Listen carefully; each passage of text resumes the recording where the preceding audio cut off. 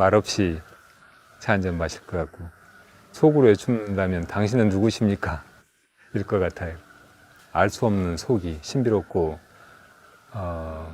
무한하고 너무나 아름답고 한 이것이 무엇인가 그런 느낌이 들거든요.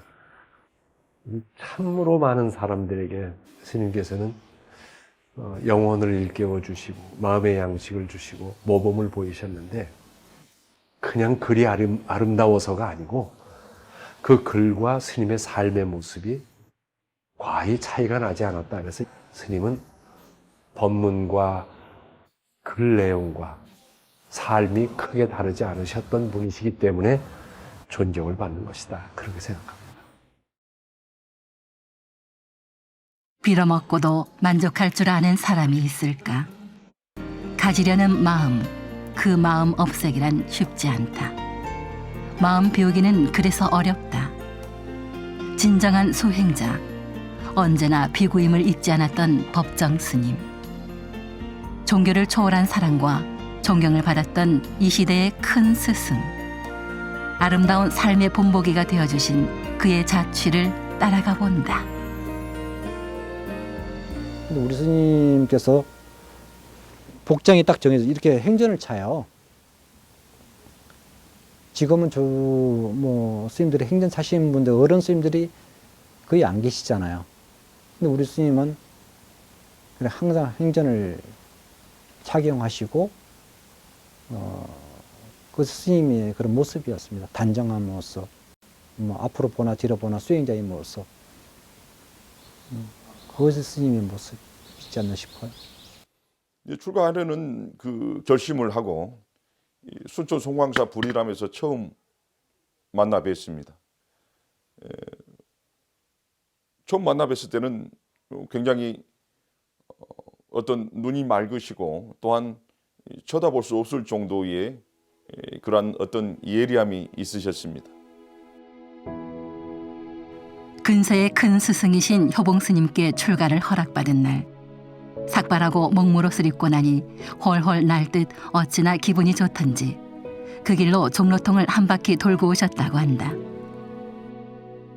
진리를 구하고 진정한 자유를 찾고자 하는 법정 스님의 간절한 마음은 스스로에게 엄격한 수행으로 차곡차곡 채워졌다. 스님께서는 또 우리 노스님, 효자, 봉자, 노스님을 시봉하면서 그런 교훈을 받으셨다고 얘기 들었습니다.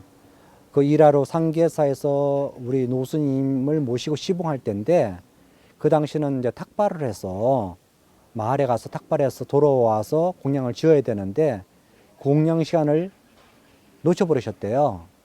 그랬더니 스님께서, 우리 노스님께서 그런 얘기, 이제 오늘 사시 공양은 안 먹는 걸로 하자. 그래서 이제 노스님 공양을 굶게 하신 거죠. 그러니까 그렇게 함으로써 당신이 철저한 시간 개념, 저한테 굉장히 강요하셨고, 지키면은 불호령이 떨어지셨어요. 자기 질서를 지켜라. 출가 수행자는 누가 감시하는 게 아니라 너가 너 자신을 감시하는 것이니까 너와의 약속, 그것은 철저히 지켜라. 남을 속일 수 있어도 너 자신을 속일 수 없는 것이고, 수행자는 누구의 약속이 아니라 너 자신의 약속이기 때문에 그 너와의 약속을 지켜라. 그리고 자기 질서를 지켜라. 그런 얘기를 많이 말씀하셨습니다. 스님께서는 사실 모시고 살 때 조금도 시자나 함께 사는 사람이 불편하지 않게 그렇게 배려하시는 마음이 너무 많으셨어요. 당신 속옷이라든지 걸레라든지 이런 거를 이걸 빨아라고 하신 적도 한 번도 없고, 방 청소 같은 것도 와서 하라고 하신 적이 없으셨어요. 그런 거 다 손수 당신이 하시고, 그리고 제자라고 해도 지금 뭐 경을 본다든지 참선한다든지 중요한 뭔가를 하고 있으면 절대 불러서 이거 해라 저거 해라 이렇게 방해하시는 법이 없으셨죠. 그러니까 스님 모시는 거는 거의 힘든 것이 아무것도 없었어요. 그리고 아주 그 소중하고 감사한 그런 기억뿐이죠. 큰 스님께서는 모든 생활을, 일상생활을 혼자서 해결하십니다. 부엌에 불을 떼시더라도 항상 당신께서, 큰 스님께서 직접 그렇게 하셨습니다. 불을 막내인 저를 시켜도 되고 또 다른 사형 스님들을 시켜도 되는데 직접 그렇게 장작개비를 불을 붙여서 불을 떼시는 모습을 보고 정말 스스로 세상을 살아가면서 이 공부를 하는 것이 오늘 스님들로서의 어떤 그 해야 할 일이라는 것을 그 당시에 저는 굉장히 감화를 입었던 적이 있습니다. 법정 스님은 평소 수행자란 시퍼런 칼날 위에 서 있는 것과 같다고 말씀하시며 한 채 어긋남도 없이 생활하셨다. 1960년대에는 운어 스님의 부름을 받아 불교 사전을 펴내고 경전을 한글로 번역하는 일로 바쁘게 보냈다. 1959년도에 법정 큰 스님을 처음 배웠는데 이 해인사에서 자원 큰 스님께서 계실 때 자원 큰 스님께서 법정 스님께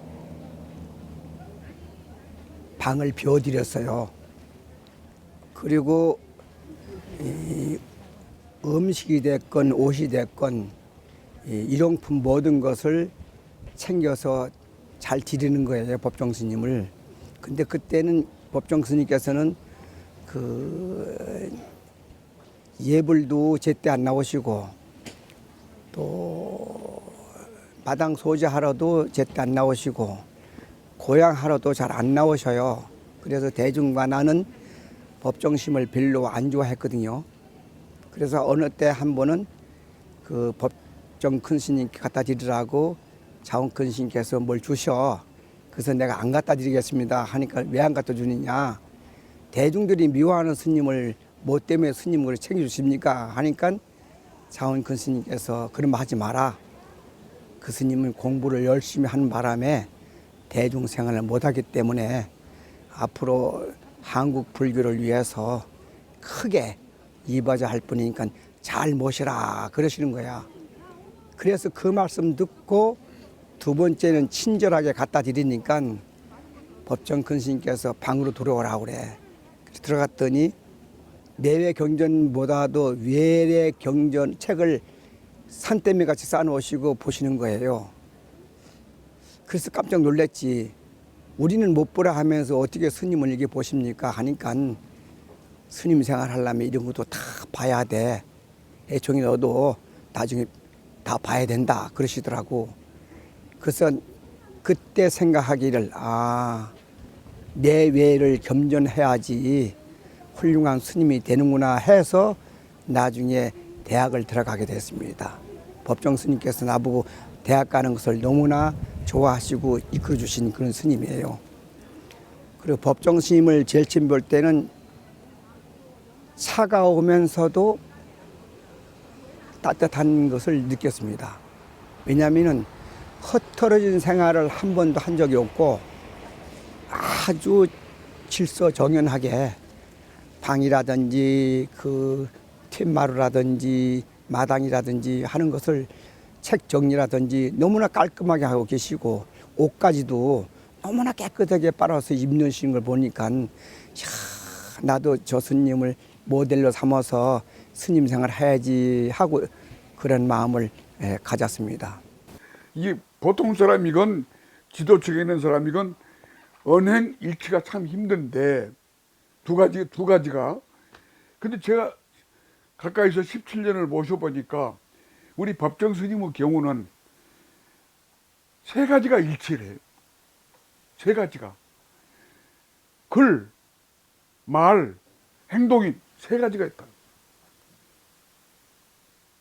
그러니까 말과 행동만 같은 게 아니고 글까지 똑같아요. 그 세 가지가 일치한다는 게 보통 어려운 게 아닙니다. 그게. 네? 글은 그럴듯하게 쓸 수 있잖아요. 그런데 행동은 속된 말로 호박씨 간단 말이죠. 호박씨 간다고. 그러기 쉬운데 스님의 경우는 전 밀폐된 자리건 비공개 자리건 어떤 자리에서도 우리가 농담 삼아서 스님 약으로 하시고 고기 한 점 드시지요. 또 우리 그러면은 전생에 많이 먹어봤어. 그러니까 전생에 못 잡순 분들이나 많이 사시오. 그리고 절대로 그것을 어긋나지는 않습니다. 그러시고 이 법정 스님 하면은 그냥 처음에는 굉장히 그 뭐라고 할까 면도칼이에요. 날카로워요. 인정사정 없어요.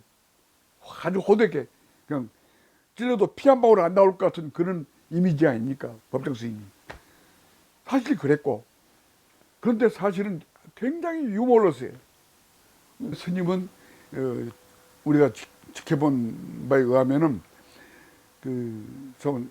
세 가지가 일치하는 분 아마 전무후무할 거예요. 그런 분은 내가 보기에는 언행일치뿐이 아니고 언, 문, 행이 똑같았다. 그거는. 법정 스님의 첫 수필집 영혼의 모음. 책이 잘 팔리지 않아 책 제목을 무소유로 바꿔 발간했다. 잔잔한 공감과 감동을 준 스님의 글은 커다란 단양을 일으켰다. 깊은 사색의 샘에서 길어올린 영롱한 울림이 사람들의 가슴을 적셨다.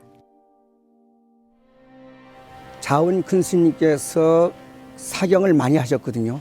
그리고 번역도 많이 하셔서 번역을 하시면은 법정 스님께서 부탁해가지고 율문을 했습니다. 그래 자운 스님의 글은 항상 법정 스님의 율문에 의해서 세상에 나왔습니다. 그만큼 자운 큰 스님하고 법정 큰 스님은 둘이 아닐 정도로 그렇게 가까운 사이면서 스승상자감이면서도 도반으로 일평생을 사셨다고는 생각하거든요. 그죠. 승수 스님하고도 교류가 있었죠. 뭐 승수 스님이 가장 아끼고 사랑했던 분이 우리 스님이라고 말씀하시거든요. 뭐 연배는 굉장히 많이 차이 나지만은 그런 이제 뭐 있으면은 그쪽 이제 원택 스님한테는 법정이한테 물어봐라. 그렇게 하실 정도로 승수 스님께서 원사 스님을 이렇게 총애하시고 하셨다고 그래요. 옛날 그 해인사 시절에 스님께서 해인사 방장이셨던 성철 스님께서 이렇게 만나려고 하는 사람한테 3,000배를 시키는 일에 대해서 굴신운동이라고 비판적인 그런 글을 어디다가 쓰니까 이제 성철 스님 제자들이랑 해인사 그 문중 스님들이 법정 스님을 쫓아내야 된다고 하면서 스님 방 구두를 곡괭이로 파버리겠다고 그런 분위기였다고 하더라고요. 그때 이제 성철 스님께서 니들이 법정을 몰라서 그렇지 붓대를 세워서 글을 쓰는 사람 법정밖에 없다고 하셨다는 거예요.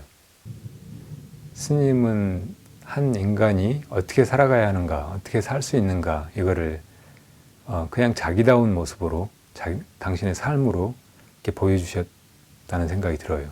저희들도 스님의 어떤 복잡한 말씀이나 이렇게 많은 이야기를 기억하는 게 아니고 그런 아주 단순하고 분명하고 담백한 그 무엇인가 바로 스님 자신 이것을 항상 마음에 두고 있고 그런 부분을 닮으려고 하고 그렇게 살아왔죠.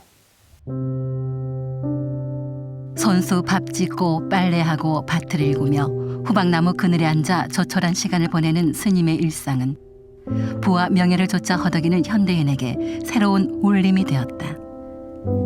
맑고 아름다운 영혼의 소리에 귀 기울이게 했고 자그마한 텃밭과 도평 남짓한 한 칸의 방에서 오직 자신의 내면을 탐구했던 스님의 삶은 끝없는 수행과 구도의 길이었다.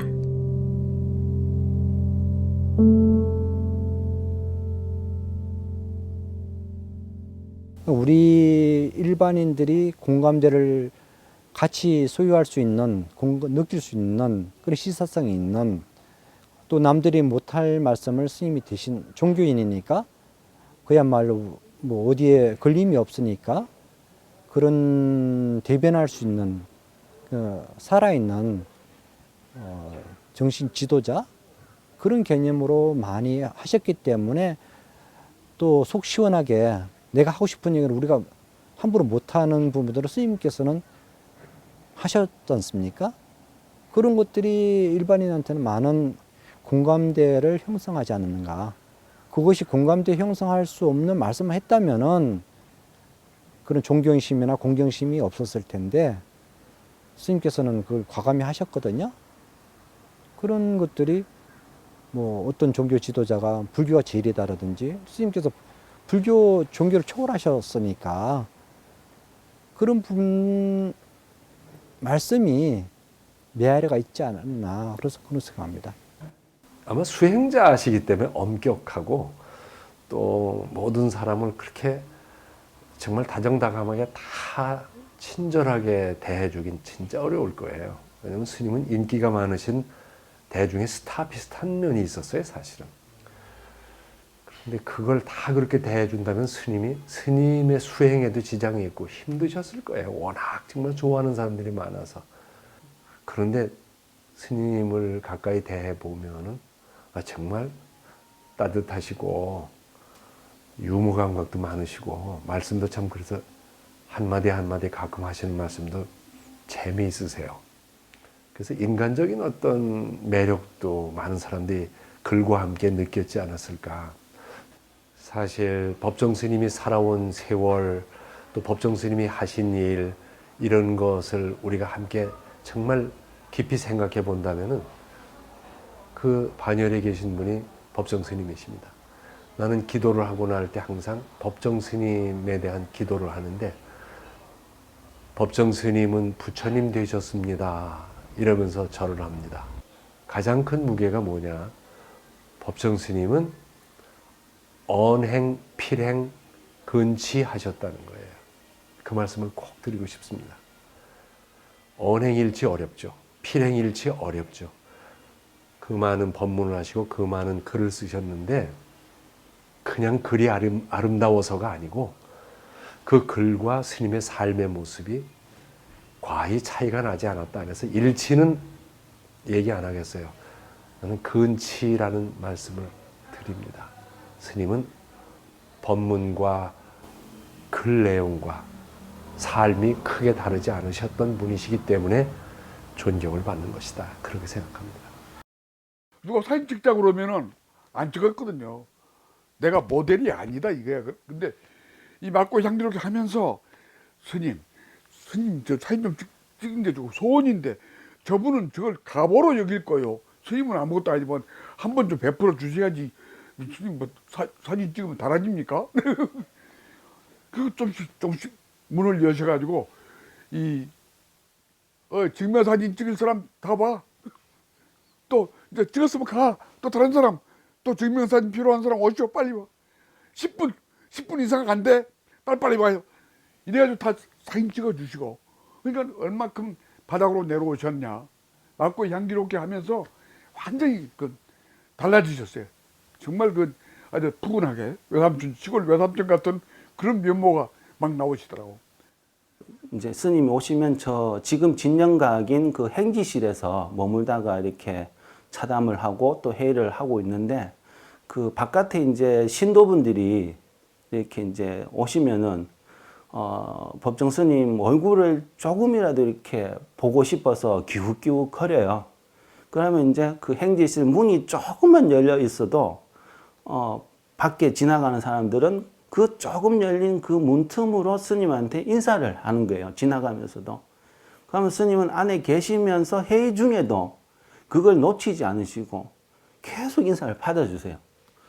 제가 한날은 이제 그 부채를 가지고 와가지고, 그러니까 아무것도 쓰여져 있는 않은 부채를 하나 가지고 와가지고 스님한테 내밀었어요. 그러니까 그림 하나 그려달라고. 그랬더니 스님이 하시는 말씀이 부채는 붙이는 거야. 그러는 거예요. 그러면 스님 글 하나 적어주시면 제가 붙일게요. 했더니 붓 없어? 이런 건 붓으로 써야 돼. 근데 제가 이제 붓펜을 가지고 와서 꺼내드렸더니 또 웃으면서 뭐라고 쓰지? 그러면서 산에서 부는 바람, 시원한 바람 이렇게 이제 적어주시면서 한번 또 웃었던 그런 일화도 있고요. 은은하고 기품 있는 스님의 삶과 가르침에 사람들은 열광했다. 수많은 이들과 맑고 향기롭게 활동을 하는 바쁜 일정 중에도 스님은 다시 불이람으로 돌아갔다. 그마저 버리고 강원도로 거처를 옮긴 것도 고요한 내면의 질서를 지키기 위한 법정 스님다운 선택이었다. 스님께서 이제 책을 통해서 외부에 많이 알려지시고 많은 분들이 찾아오시고 그러니까 불이람 시봉은 있지만은 혼자 사셨거든요. 그래서 많은 분들이 찾아와서 하니까 당신을 수행하기가 굉장히 방해롭고 하시니까 심지어 신발을 옮겨놓고 없는 것처럼 지내시기도 하고 그러다가 이제 스님께서 강원도로 우리가 말하면 언거를 하시게 된 거죠. 당신이 그런 얘기를 하셨습니다. 내가 뭐 이렇게 글을 써서 불러드린 건 아니지만은 찾아오는 사람들을 어떻게 제지할 수 있는 방법은 없으니까 내가 자리를 피하는 거다. 그런 얘기를 하셨습니다. 스님은 핸드폰도 없지, 그 오두막에도 전화도 없지, 주소도 모르지, 연락할 길이 없어요. 20일 만에 스님이 나타나셨어. 아니 스님 도대체 어떻게 된 겁니까? 그랬더니 그때 그 개울에서 미끄러지자고 머리를 다쳤어요. 혼자서 이제 이걸로 묶고 먹기름 바르고 된장 바르고 해가지고 그러니까 연락을 길이 없더라고요. 연락할 길이 없어 연락을 못했다 그런 거야. 그래서 야 돌아가서도 모르지 않겠냐 이러다가는 좀 알려주세요. 안 된대. 너만 알아라 하고 다 알게 된대. 그러니까 절대로 안 되고 만약에 나 따라서 알게 되면은 내가 또 이사 갈 테니까 나 귀찮게 하지 마라. 딱 그러시는 거예요. 근데 큰 스님께서는 뭐 이 평소에도 그 명예와 또 부와 또한 어떤 직책을 원하지 않으셨습니다. 그래서 평생을 정말 이 주지직 한번 맡지 않으시고 또한 그렇게 뭐 고급스러운 그런 곳에서 주무시지 않을 정도로의 그렇게 청빈함을 몸소 실천하셨습니다. 법정 스님과의 인연도 그렇게 사람들 속에 사라질 수 없는 어떤 것으로 자리 잡아서 사람들의 길을 밝혀주는 것 같고요. 근데 스님께서 항상 자유롭게 그 누구도 따라가지 않고 당신다운 생애를 살아보였듯이 우리 역시 스님께서 말씀하신 것들을 큰 가르침으로 받아들이되 우리다운 인생을 살아감으로써 스님의 뜻을 이어가야 되지 않나 그런 생각입니다. 뭐 어떻게 형용할 수 없는 심정이었습니다. 뭐 우리 언젠가는 헤어지고 만나고 뭐 한다지만은 열반이라는 것 자체는 다시 뵐 수 없는 거잖아요.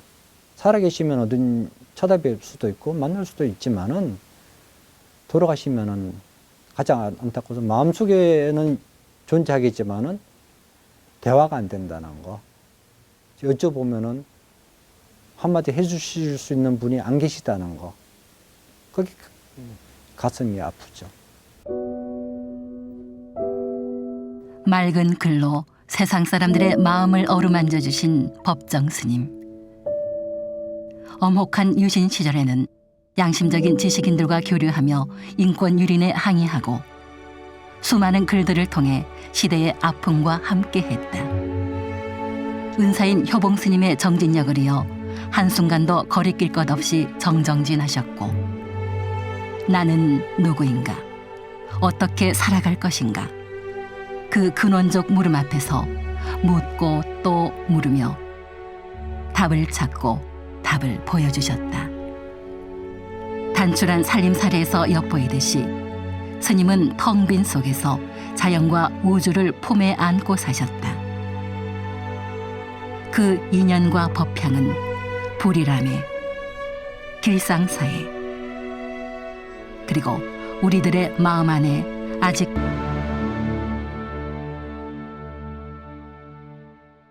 근데 이 법정 스님의 경우는 그 김영한 보살하고 LA 고려사에서 처음 만난 게 일면식도 없는 보살이 요정 주인 보살이 무소유라는 글 읽고서 감동해가지고 그 찾아갔잖아요. 절로 찾아가지고 처음 인사를 한 거예요. 그 자리에서 스님, 제가 서울에 이러한 요정을 가지고 있는 주인입니다. 그 땅이 좀 넓고 거물도 있고 그런데 그거를 스님께 시주할 테니 절로 좀 만들어 주십시오. 그러니까 스님이 깜짝 놀랐. 그 나한테는 적당하지 않으니까 다른 좋은 분 많으니까 다른 분 드리라고. 그날부터 신랑이가 벌어졌는데 이게 장장 10년을 받으시오. 못 받겠다. 받으세요. 못 받겠다. 이걸 10년 걸렸어요. 제가 옆에서 봤거든요. 나는 싫어. 있는 것도 다 털어버리고 싶은데 무슨 소리야. 안 받아. 길상화 보살님께서 이 대원각 틀을 어디에 시주를 할까 이렇게 많이 고민하시다가 스님 무소유 책을 읽으시고 이 스님이면 되겠다 이렇게 마음을 결정하시고 스님한테 이제 연락이 갔다고 그럽니다. 그래서 스님께서 이제 드리겠다 그러니까 스님께서는 그때 불이람 계시었을 때니까 그래서 스님께서 난 필요 없다. 그래서 사양을 하셨답니다.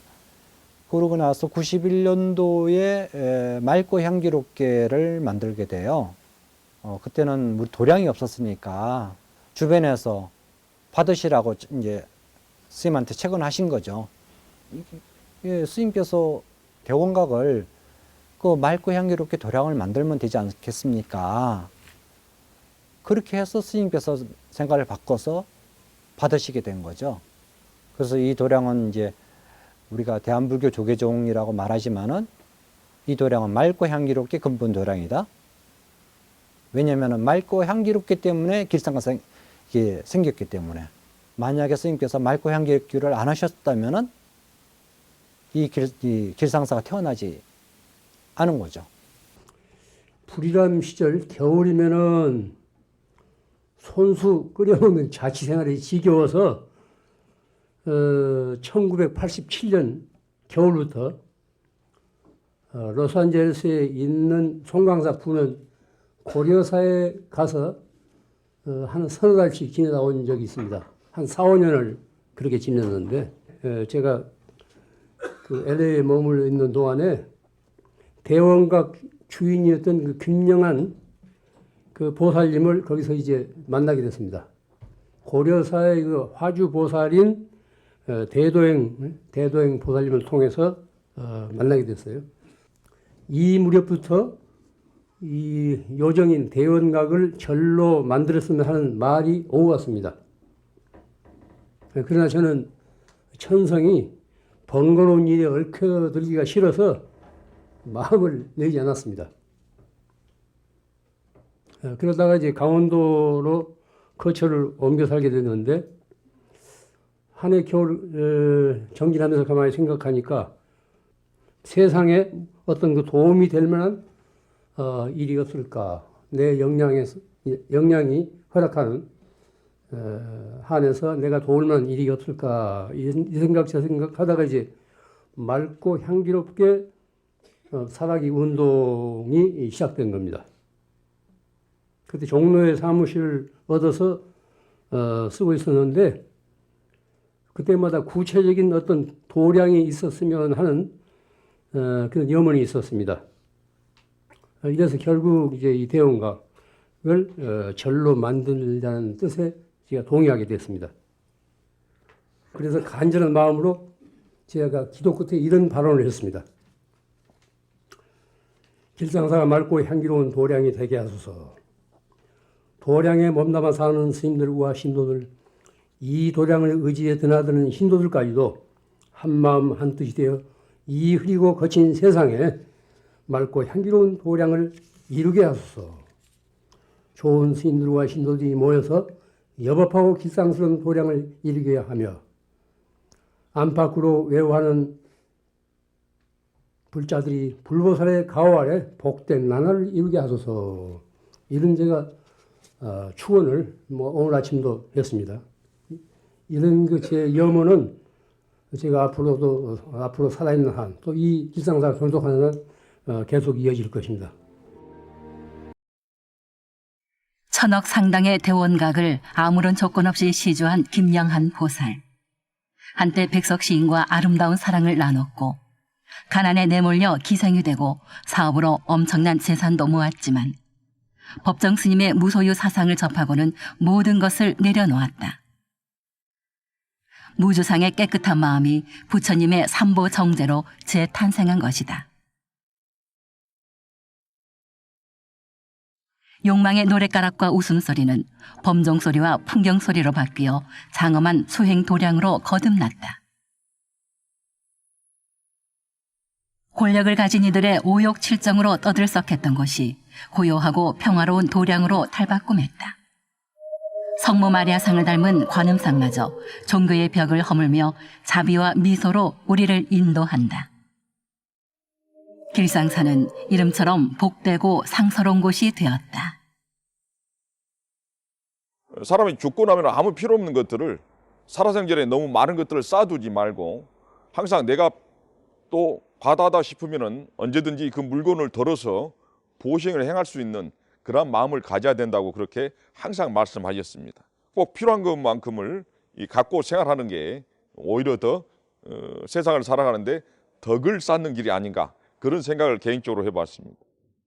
그러니까 스님께서 길상사를 받아서 절로 만드신 것도 인연을 따르신 것이고, 그런데 스님께서 길상사에서 하루도 안 주무신 것은 당신이 그렇게 선택할 수 있기 때문에 당신다움을 잃지 않으려고, 또 당신이 항상 입버릇처럼 하시던 말씀이 무소유, 그리고 맑은 가난, 선택한 가난, 그런 것이잖아요. 그리고 한 개인 안에서의 어떤 질서, 내면의 절제, 혹은 이렇게 단순하고 맑아지는 것, 이런 것이 얼마나 중요한가를 늘 얘기해 오셨기 때문에 그런 걸 당신이 선택할 수 있으니까 길상사에 가서 잘 수도 있고, 또 거기 기거할 수도 있고, 거기서 어른 대접 받으면서 편안하게 노년을 보낼 수도 있고, 그런데 그것은 당신의 그 평소의 소신이나 이야기하고 다른 것이니까 그렇게 안 하신 거죠. 당신께서도 길상사 회주로 계시면서 나이 70 먹으면은 모든 소임으로부터 벗어나야 된다, 그런 얘기를 하셨고, 그리고 나중에 스님께서 스스로 70 넘어서 회주 자리를 스스로 내려놓으셨고, 또 우리들한테도 자기 역할을 잘하라, 거듭 말씀드리지만 수행자는 수행자답게 존재해야 된다. 그 수행자지 못한다면은 어떻게 보면은 출가 성단에 욕을 먹인다, 그런 얘기를 많이 하셨죠. 가질수록 얽매이고 비울수록 채워지는 마음법. 스님의 생애 자체가 가르침 그대로다.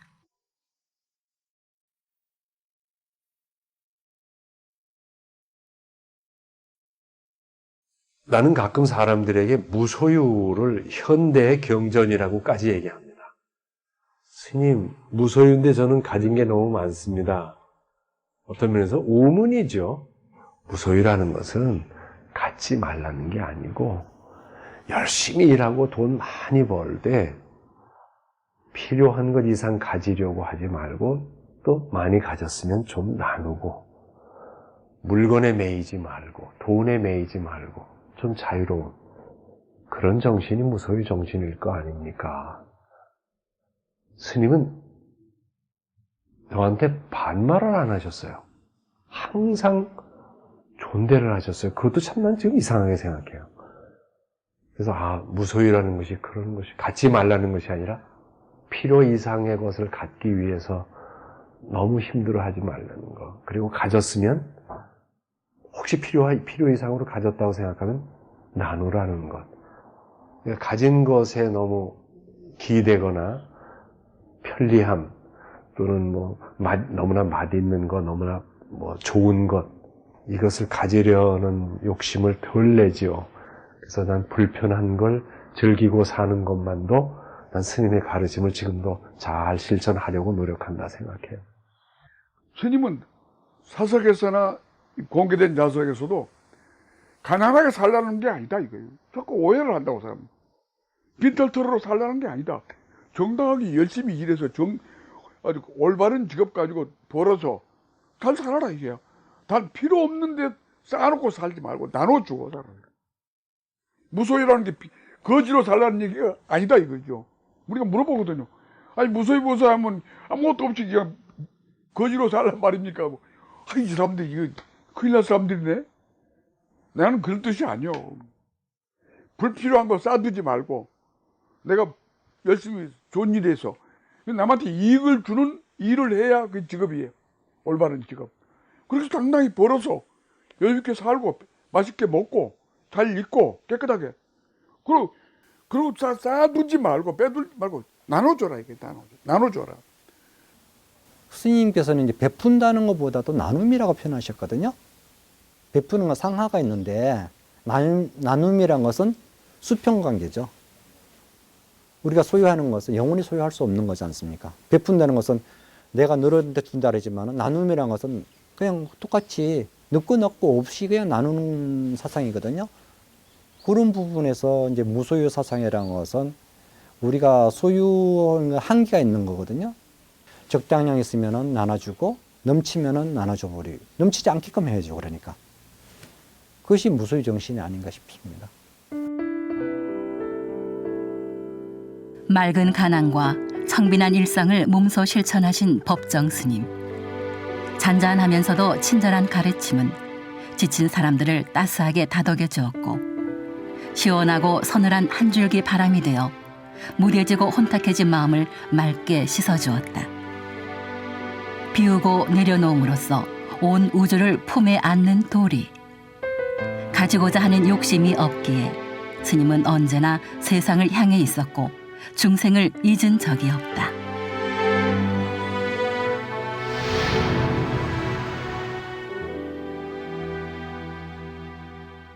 그러다가 이제 강원도로 거처를 옮겨 살게 됐는데 한 해 겨울 정진하면서 가만히 생각하니까 세상에 어떤 그 도움이 될 만한 일이 없을까? 내 역량이 허락하는 한에서 내가 도울 만한 일이 없을까? 이 생각 저 생각하다가 이제 맑고 향기롭게 살아기 운동이 시작된 겁니다.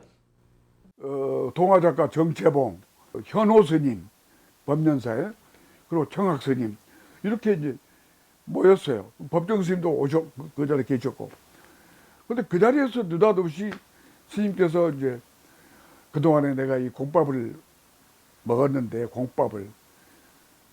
공짜밥을 먹었는데, 이 나이가 드니까 이 밥값은 하고 가야 되지 않냐 하는 생각이 든다.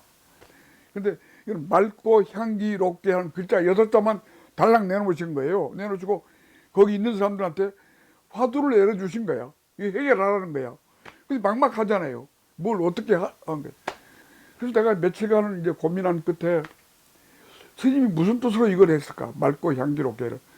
이게 맑고 향기롭게 사는 운동을 하시겠다는 얘기거든요.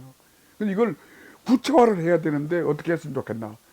그래서 생각한 게 내가 이제 3개로 나누었죠. 우선 나부터 출발해야 할 거 아니냐. 맑고 향기롭게 살려면. 나부터, 내 마음부터. 그 다음에 세상, 내 이웃. 그 다음에 자연까지. 그래서 3단계로 나누어서 마음을 맑고 향기롭게, 세상을 맑고 향기롭게, 자연을 맑고 향기롭게. 이제 3 토막으로 나누어가지고 그 실천 덕목을 하나하나 만들었어요. 9가지를. 그래서 원고지 딱 정리해가지고 청학 스님한테 주었지. 스님한테 한번 전달해 보시오. 그랬더니. 그러고 놨더니 연락이 왔는데 바로 옆집이니까 스님이 됐다 이거야. 바로 이거다. 일단 법정 스님께서 그 93년도에 그 이제 강원도에 계시면서 그 연꽃을 참 좋아하셨는데 그 당시에 이제 창덕궁 독립기념관에 그 연못에 연꽃이 뽑혀 나가는 일이 발생이 됐다 그래요. 그래서 이제 스님께서 그 소식을 듣고 그 현장을 찾아가서 직접 확인을 하시면서 동아일보에 그 연못에 연꽃이 없다라는 글을 발표를 하십니다. 그러면서 그 사연이 이제 그 당시에 대통령님이 김영삼 대통령님인데, 김영삼 대통령님이 교회 장로 출신이다 보니까 밑에 있는 그 공무원들이 그 연꽃이 불교를 상징하는 꽃이다라는 이제 인식으로 연꽃을 다 뽑아버린 거죠. 그래서 이제 스님의 그 글을 김영삼 대통령이 보시고 다시 이제 심어라 하는 에피소드도 있고, 그러면서 이제 스님께서 우리 마음에 연꽃을 심는 운동을 해야 되겠다라는 생각을 하셨던 것 같아요. 그래서 그것이 93년 7월이고, 또 이제 정식적으로 이제 주변 분들과 이렇게 모임을 가지고 주창을 한 것은 93년 8월이고, 정식적으로 94년도에 발족이 되었습니다. 스님 입적 당시에 제가 이제 듣기로는 그 인쇄가 하나도 없었다라는 말씀을 제가 전해 들었었어요. 그래서 아무도 모르게 그 스님께서 이제 불이람이 계실 때부터 그 인쇄를 이렇게 받으시면 이렇게 주위 분들에게 그 고등학생이나 대학생들 이렇게 장학금을 이렇게 매번 이렇게 주셨고, 또 초창기에 맑고 향기롭게가 어려웠을 때, 힘들었을 때도 그 스님 인쇄를 또 맑고 향기롭게로 항상 이렇게 한원해 주셨었고요.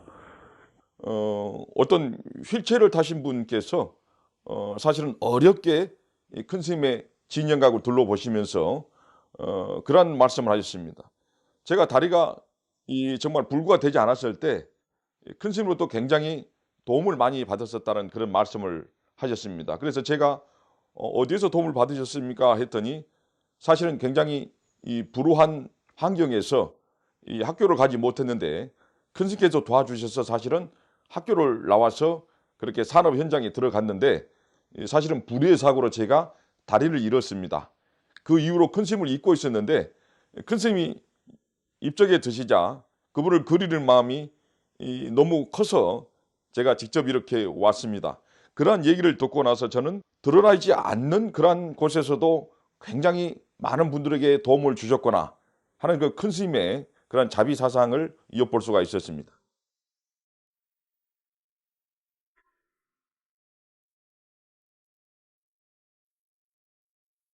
마지막 가는 길에서도 스님은 여지없이 훌훌 털고 가셨다. 관과 수의를 마련하지 말고 이웃에 방해되지 않는 곳에서 평소에 승복을 입은 상태로 다비하라. 사리를 찾으려고 하지 말아라. 미국 법정 대종사 불 들어갑니다.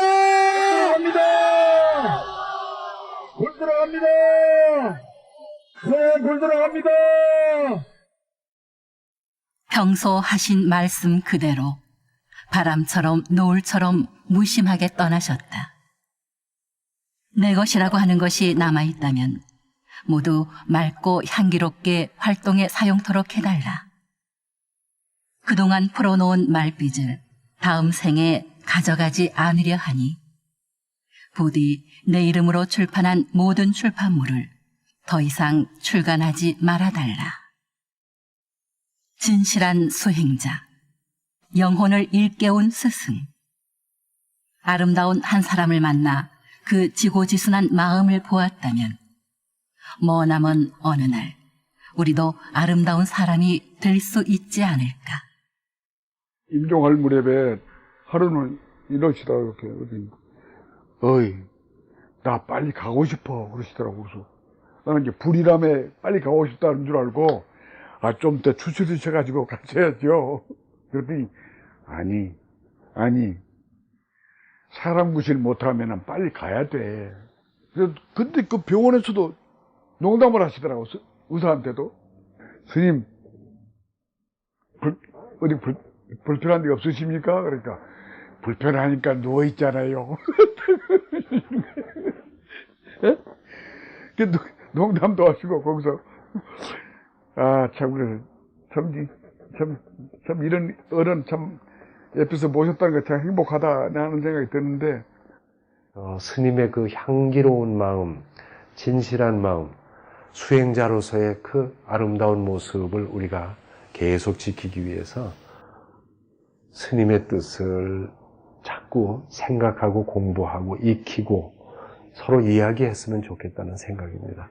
꼭 필요한 만큼을 가질 때 최소한의 마음의 부담감을 덜고 또한 인생을 홀가분하게 살 수 있다는 그런 내용이 가장 기억에 남는 것 같습니다. 이 자리에 예전처럼 그렇게 법회를 해주셨으면 좋았을 거라는 그런 생각을 항상 가져보았고, 또한 매화꽃이 필 때나 또 용춘화꽃이 필 때 더욱더 큰 스님이 뵙고 싶고 그리웠습니다. 그 스님 마지막 가실 때 그 모습, 이거는 정말 스님이 평소에 살아오시던 그대로였고, 스님 말씀 그대로였고, 또 아주 젊은 시절에 그 요서를 글에다 쓰신 게 있잖아요. 거의 그렇게 그대로 되었고, 스님같이 그렇게 언행일치하고 안팎이 철저하고, 심지어는 사후의 일까지도 그렇게 평소대로 그렇게 되도록 만드신 분은 없지 않나 이런 생각이 듭니다. 근데 이제 항상 저희들은 수행자답게 당당하게 살아라. 수행자는 난 부끄럽지 않게 당당하게 사는 거. 스님께서도 저한테 그렇게 말씀하셨고, 스님한테 스승에 대한 보답으로도 부끄럽지 않게 수행자답게 잘 살겠다는 말씀을 드리고 싶습니다. 남들이 눈길 한번 주지 않는 곳에서 조용히 땅을 바꾸고 사람과 세상, 자연결을 바꾸다 보면 누리가 모두 불국토로 바뀔 수 있음을 의심하지 않으셨던, 그래서 무소유 정신과 맑고 향기롭게 운동으로 가난한 중생의 마음을 위로했던 스님. 마치 세상과 자연에 빚진 사람처럼 감사의 마음으로 한평생을 사셨던 스님. 이제 우리가 그런 스님, 인간은 행자생활을 3년 정도를 해야만이 알 수가 있다. 그 3년 행자생활을 마치고 나면 그때 다시 한번 내가 생각을 해보겠다. 그렇게 말씀을 하셨습니다. 3년째 접어들면서 이제 그때쯤에서 저에게 한 번은 용돈을 주신 적이 있습니다. 그러면서 남은 1년 행자생활을 몸 건강히 잘 하고 나와의 인연이 되자 하는 말씀을 듣고 정말 뛸 듯이 굉장히 기뻤던 기억이 납니다. 삶이 기막히게 아름답다는 것을 알고 있는가? 기쁘게 새벽을 맞이하고 하루를 온전히 사색과 겸손으로 채우니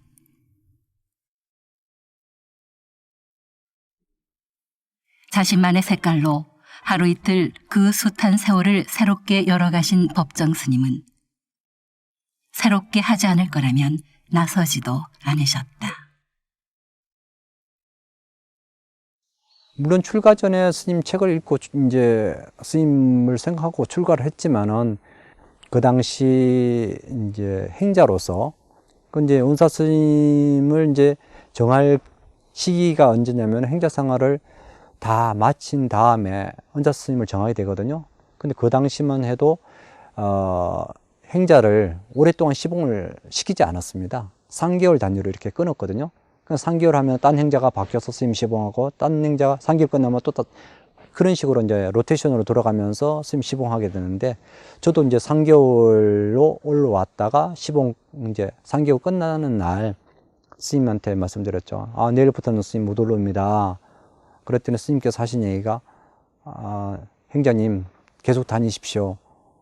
원주 스님한테 말씀드릴 테니까 앞으로 계속 다니라고. 그렇게 해서 이제 그때부터 스님 시봉이 돼버린 겁니다. 그렇게 해서 이제 계 받을 때까지 계속 행자로서 스님 시봉을 하게 됐죠. 마지막 행자 생활 다 끝나고 나서 은사 스님 정할 때 돼서 이제 인사드리는데 이제 스님 저 은사 스님을 해주십시오. 허락해 주십시오. 이렇게 말씀드렸더니 스님께서 하신 얘기가 당연히 거절할 줄을 저는 알았거든요. 왜냐하면 그 전에 숱하게 많은 분들이 와서 다 거절을 당했으니까 당연히 저도 거절을 하지 않을까 이런 생각하고 안 되면은 내년 또 하지 그런 각오로서 일단 말씀을 드렸습니다. 그랬더니 의외로 스님께서 그동안 수고 많았다.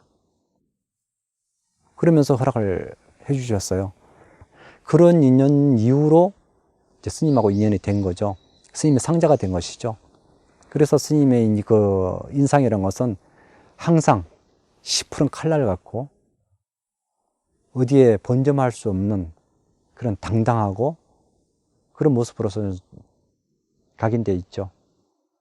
한 번은 스님께서 미국 LA의 한국절 고려사라는 데 가서 겨울을 지내다 오시겠다고 저를 저한테 맡겨놓고 떠나신 적이 있으셨어요. 제가 이제 나중에 스님께서 돌아오셔서 봐도 크게 잘못되거나 부끄럽지 않게 지내려고 혼자 애를 썼는데 어느 날 찬장에 그릇들을 꺼내서 다 닦아 놓으려고 하다가 스님 쓰던 밥그릇을 깨버린 거예요. 너무 이제 놀라고 당황스러워서 며칠을 고민했어요. 이걸 스님께 편지를 드려가지고 알려야 되나, 어떻게 사죄를 해야 되나. 그때 이제 부리담 하사당, 그러니까 딱 2칸짜리 집인데 한 방에 이제 제가 기억하고 있었고 그 옆에 부엌이에요. 그런데 그 부엌에 장이랑 찬장, 뭐 마루 이런 것들이 그다지 깨끗하지가 않았어요. 끄름도 않고.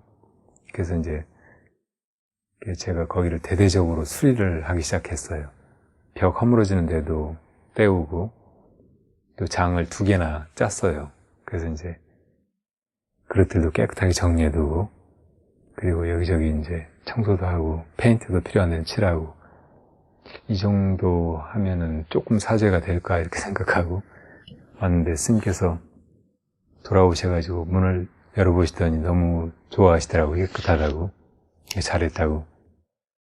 그래서 이제 제가 그릇 깨뜨렸다는 말씀을 드렸더니 그릇은 다 때되면 깨지는 거지 해가지고 아무렇지도 않게 그냥 받아들이시더라고요. 그런데 이제 며칠 지나면서 스님께서 하루는 이 장은 여기 꼭 필요치 않으니까 어디 큰절이나 다른 사람이 쓰게 갖다 줬으면 좋겠다고 하시더라고요. 그래서 이제 속으로는 다른 사람들은 보고 다 그 장이 아주 잘 만들었다고 칭찬하고 그래서 이제 스님 잘 쓰시면 좋겠다는 생각이었는데 이제 어디 줘버리라고 해서 조금 서운한 생각도 들었어요. 그래도 이제 스님 말씀이니까 자다가 큰절에 그 고향간에 갖다 놨더니 그 고향주 보살님이랑 너무 좋아하더라고요. 그리고 며칠 지났는데 또 스님이 다른 장도 다른 데 줘버리라고 하시는 거예요. 그러니까 그때는 좀 많이 서운한 생각이 들었어요. 그러니까 이제 나중에 정말 화가 났어요. 나를 실험하시는 것 같기도 하고. 그래서 이제 그걸 어디 딱히 둘 데도 없더라고요. 큰절에 갖다 둔다고 해도. 그래서 지게에다 지고 산 위로 올라가서 그 앞 조계산이 잘 보이는 전망대 같은 데가 있었거든요. 그 자리에다 그걸 놔뒀어요. 누가 지나가다가 산 볼 때 거기라도 앉아서 보면 좋겠다 싶어서. 근데 나중에 스님께서 그걸 가서 보셨나 봐요. 그럼 그걸 왜 거기 뒀냐고 다른 데 누구 줘버리든지 없애라고 하시는 거예요. 그땐 정말 이제 화가 나서 도끼를 들고 가서 다 깨서 그냥 산에다 던져버렸어요. 근데 그렇게 산에다 막 팽개치는데 너무 후련한 거예요. 그리고 그렇게 던지면서 깨달았어요. 아, 내가 처음에는 이제 스님 그릇을 깨뜨린 것을 만회하려고 그렇게 했지만 이게 내 마음에 속는 일이었고 또 내가 만들었다는 그런 생각 때문에 이 물건들에 집착하고 있었구나. 그리고 그걸 스님께서 깨뜨리시려고 일부러 이렇게 집요하게 이거 갖다 줘버려, 저거 갖다 줘버려라. 이거 왜 여기 놔뒀느냐 막 그렇게 하셨구나 하는 걸 느꼈죠. 그리고 사실 나중에 이제 지내면서 제가 돌아보니까 그 자기가 가진 물건 혹은 자기가 만든 무엇인가에 대한 그런 애착이 그때 아주 통쾌하게 깨져버렸다는 자각이 들더라고요. 사실 1년에 2번 정도 저희 상자 스님들과 큰 스님께서 불이람에 모여서 같이 공양을 하면서 그렇게 큰 스님의 또 경책이나 또한 어떤 서로 담소를 나눌 그런 계기가 있었습니다. 큰 스님께서 하늘의 별을 굉장히 좋아하셨습니다. 밤이 되면은 별자리나 인공위성을 찾기 뭐 그런 것들을 굉장히 좀 즐겨 하셨죠. 그래서 저희들도 그에 따라서 그렇게 상자 스님들이 누워서 하늘을 보고 별자리를 찾았던 그런 기억이 납니다. 불이라면서 바라본 밤하늘의 아름다움을 이 상자분들에게 보여주고 싶어서 아마 그렇게 하셨을 수도 있습니다. 네. 스님은 자연을 닮았다.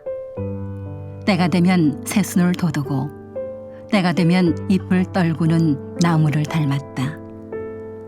모든 품을 수 있는 산처럼 넉넉하고 미련 없이 흘려보내는 계곡처럼 무심한 삶. 자연을 가까이 하며 자연과 하나 되고자 했다. 여기 봄 되면 여행 가시잖아요. 어디로 가냐? 제일 먼저 가시는 게 섬진강 그 홍상리 그 여사가 하는 매화 마을 있잖아요. 거기 꼭 가죠. 매화 꽃 피기 시작하면 바로 가신다고.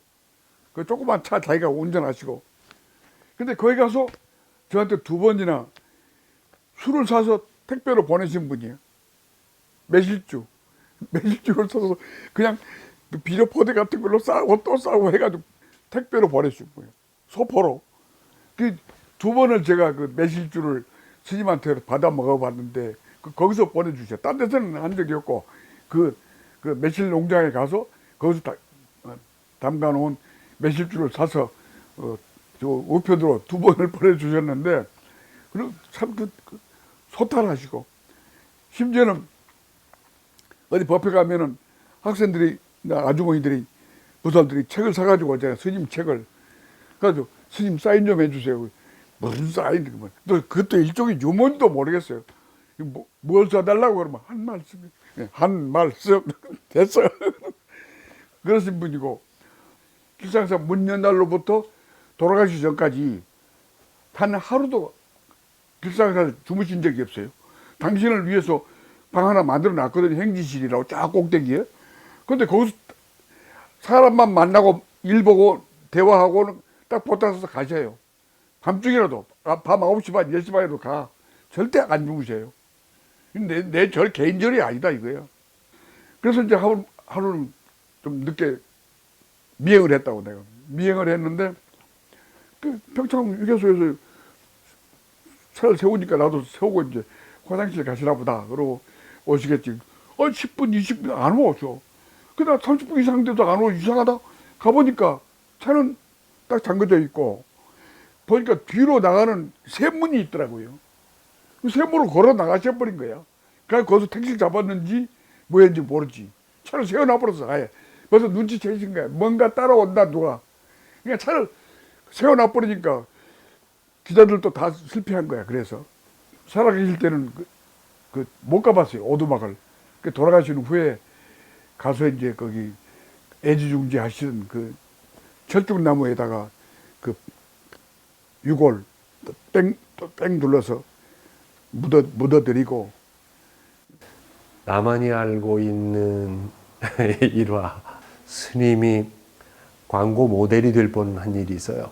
그는 그 스님이 얼마나 마음이 아름다우시고 순수하신가를 느끼는 대목인 것 같아서 오늘 처음 얘기합니다. 어느 날 덕조 스님이 전화가 왔어요. 거사님, 좀 의논할 게 있습니다. 뭡니까? 그 광고 회사에서 스님 그 광고 모델을 좀 서달라고 연락이 왔다고. 무슨 광고냐 그러니까 어느 기업이 상당히 어려움을 겪는데 그 기업의 이미지 광고를 좀 스님이 해주시면 그 기업이 큰 도움이 될 거라고 생각해서 접근하는데 아주 집요하게 접근을 한다는 거예요. 난 첫마디에 안 됩니다. 스님 광고 모델 나가면 안 됩니다. 다 무너집니다. 그래서 가서 설득을 했죠. 제 논리를 가서 이제 상좌 스님하고 법정 스님 계신 데 가서 스님의 생각은 알겠습니다. 그 기업이 평소 우리 불교를 위해서 많이 애쓴 거 알고 지금 어려움을 겪으니까 마치 스님이 무슨 부채를 진 것 같은 느낌이실 것 같은데, 지금 스님이 광고 모델에 나간다면은, 스님이 나가서 그 회사가 도로 회생할 수 있다면은 좋겠습니다만, 이미 스님이 나가셔도 그 회사는 어렵습니다, 제 판단에. 괜히 스님이 광고 모델로 섰다는 것이 많은 사람들에게 혹시 좀 불편한 그런 모습일 수도 있습니다. 그래서 안 서시는 게 좋겠습니다 해서, 아, 그런가. 근데 스님은 그 기업에 대해서 상당히 미안한 마음을 갖고 계신 거예요. 마치 거기서 불교계를 도와주어서 그 기업이 어려워진 게 아닌가 이렇게까지 생각을 하시는 것 같아서, 아, 스님은 참 순수하시구나 그런 생각을 했어요. 그 기업이 어려웠던 거는 전혀 딴 일 때문이었거든요. 그래서 하마터면 광고 모델이 될 뻔하셨어요. 스님을 파리에서 한번 우리 내외와 이렇게 만난 적이 있어요. 스님은 딴 일로 가셨고 우리가 파리에 갔다가 스님이 파리에 계시니까 파리 길상사를 통해서 이렇게 만나뵐 때가 있었는데, 스님이 마치 여행 가이드처럼 시내 구경 가자고 그래서 우리 내외하고 스님하고 같이 나갔어요. 파리를 여기저기 다니다가 힘드니까, 아이고 이제 차나 한잔 하러 들어가자고. 근데 카페를 딱 들어갔는데 스님이 맥주를 시키시더라고요, 맥주. 근데 우리를 위해서 시키는 줄 알았더니 맥주를 석 잔을 시키셔서, 아이고 스님 이제 해외에 나오셨으니까 아무도 안 보니까 맥주 한 잔 하시려는 거다.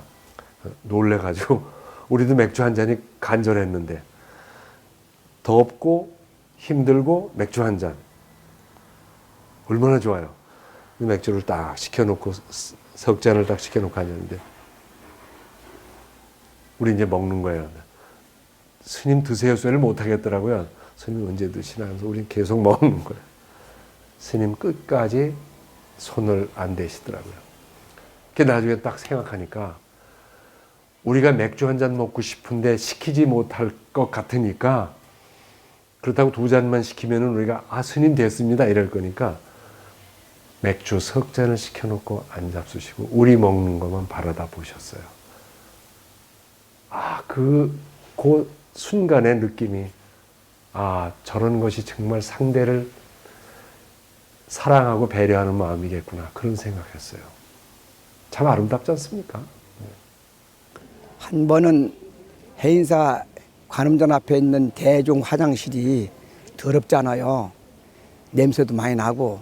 그러니까 법정 스님께서 대구에 가서 코스모스 씨를 사다가 그 해우소 주변에 코스모스를 뿌리니까 그게 웃자라 가지고 다른 풀이 날 여유가 없어. 그러니까 가을이 되니까 꽃을 피는 거야. 그 내가 있는데, 혜총아, 산에는 꽃이 피네 하고 서로 한바탕 무슨 적이 있습니다. 2001년도인가 오니까 유시화 시인께서 법정 큰 스님하고 책을 하나 만들었어요. 제목을 읽어보니까 산에는 꽃이 피네 해서, 스님 이거 어디서 많이 듣던 소리인데, 그러니까 야 너하고 나하고 해인사 해우소에서 꽃을 심어놓고 코스모스 폈을 때 내가 한 말 아니가, 맞습니다 하니까 그때 또 여기서 길상사에서 한바탕 웃은 적이 있습니다. 박새가 좋아하는 조를 뿌려주고, 겨울이면 얼어붙은 계곡물에 숨구멍을 뚫어놓아 산짐승들이 물을 먹을 수 있도록 한 법정 스님. 안과 밖이 오직 고요하고 나와 남이 다르지 않은 그 본래의 마음을 간직하고 자연과 함께 사셨다. 모든 존재를 아끼고 사랑하는 순진무구한 그 마음이 부처님의 본래 마음이 아닐까. 어떻든 큰 스님의 어떤 향훈과 또한 유지가 남아있는 이 맑고 향기로운 근본 도량 길상사를 앞으로도 마찬가지지만은 가장 수행하고 정진하고 또 많은 분들이 또 마음을 쉬어갈 수 있는 그런 도량으로 그렇게 만들고 싶습니다. 스님, 제가 여기 있습니다. 이렇게 말씀드리고 싶어요. 그리고 스님도 여기 계시는 느낌이 언제나 저와 함께 있고요.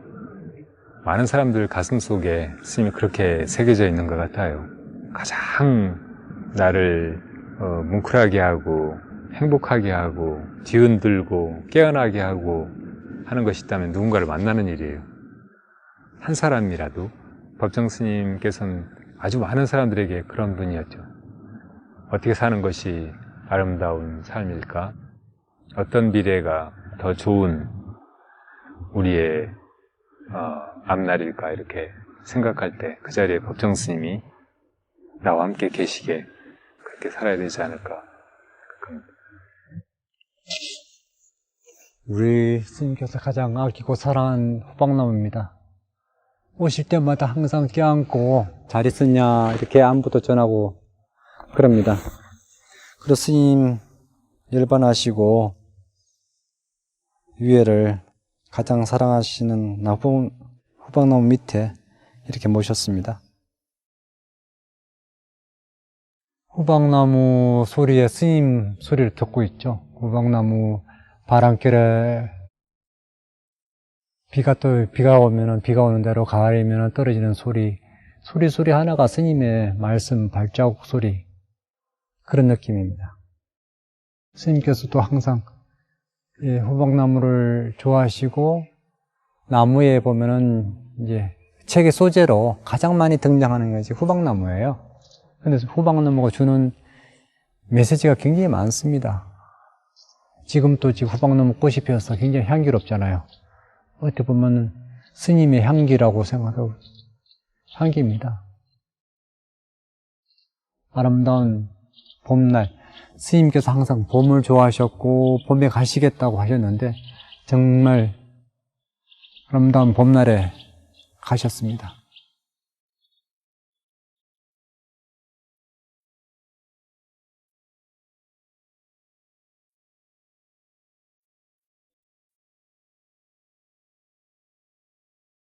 혼탁한 이 세상에서 맑고 아름다운 스승을 만날 수 있었으니 그것만으로도 참으로 감사한 인연이다.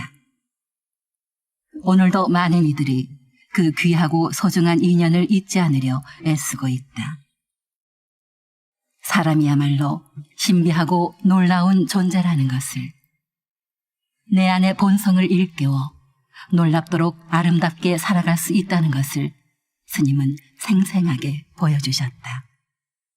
그리고 스님의 법향은 새소리가 되고 바람소리가 되어 우리의 귓전을 두드리고 매화꽃으로 피고 저녁 노을이 되어 우리의 마음을 물들인다.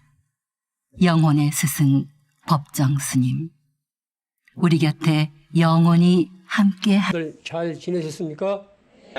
잠들어 있는 삼라만상을 깨우며 수행자들의 마음엔 청정의 꽃이 핀다.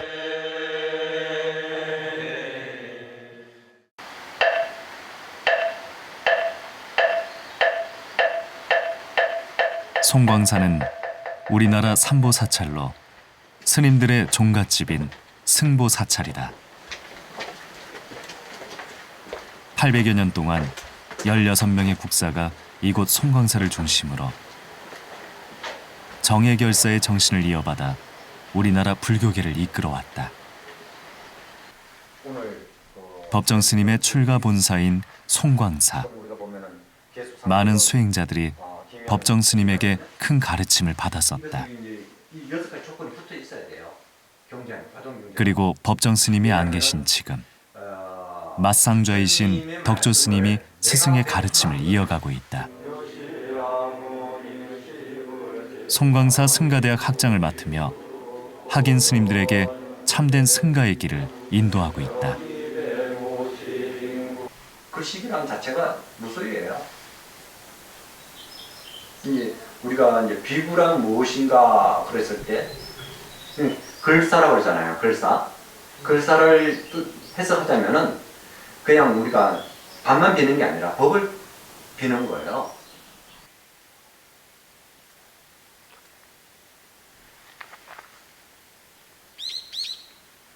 승가대학의 강주로서의 소임을 마치고 나면 덕조 스님은 홀로 고독한 수행자의 길을 걷는다.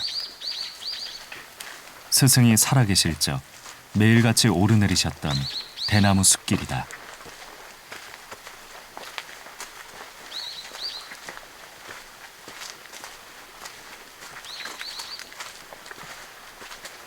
지금 이 길 끝에는 아무도 없는 텅 빈 암자만 존재한다.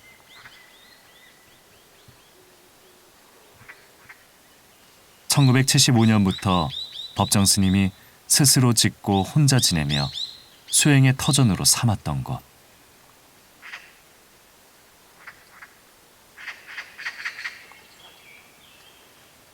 법정 스님이 떠난 지 벌써 5년이 지났지만 대숲 속에 숨은 불이람은 스님이 살아계실 적 그대로다.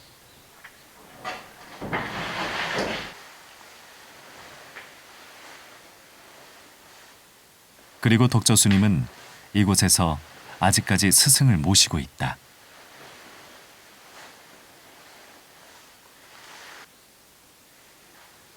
법정 스님이 맞상좌에게 남긴 마지막 유언이 있었다.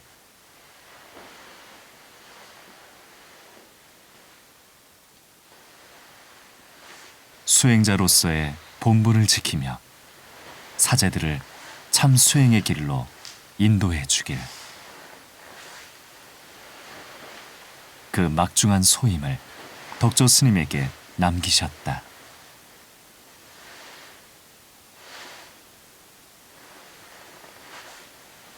저뿐만 아니라 우리 상전 시봉들한테는 똑같이 말씀하셨어요. 수행자는 수행자다워야 된다는 말씀을 강조하셨고, 또 저는 맞이이기 때문에 항상 저한테 더욱더 엄격했던 것 같습니다. 사제를 잘 보살피라는 말씀과 더불어서 스님 뜻을 잘 받들어서 살라고 하신 말씀들, 그런 것들이 저한테는 가장 큰 짐이고 의무로서 항상 염두에 두고 수행하고 있습니다. 법정 스님이 제자들에게 남기신 수행자다운 삶이란 무엇일까?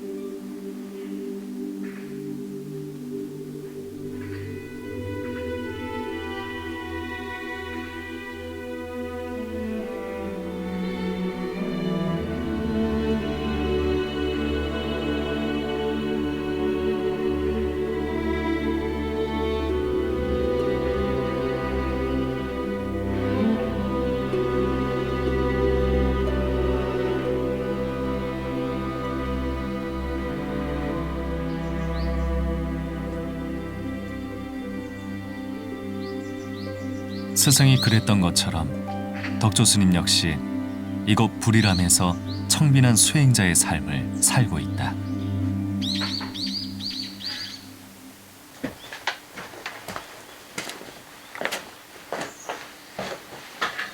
복잡한 속세를 내려놓고 선택된 가난 속에서 마음 공부를 하고 있는 지금이 덕조 스님에겐 더할 나위 없는 행복이다.